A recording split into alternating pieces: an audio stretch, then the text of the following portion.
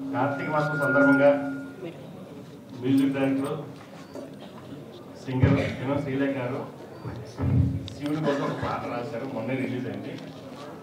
ఆ శివయ్య పాట పాడతారు.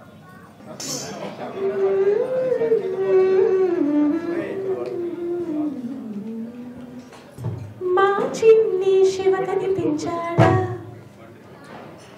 మా చిన్ని శివ కనిపించాడా, మా చిన్ని శివ కనిపించాడా, మా చిన్ని శివ కనిపించాడా, కొండ కోరల్లో చెట్ల నీడల్లో యాడ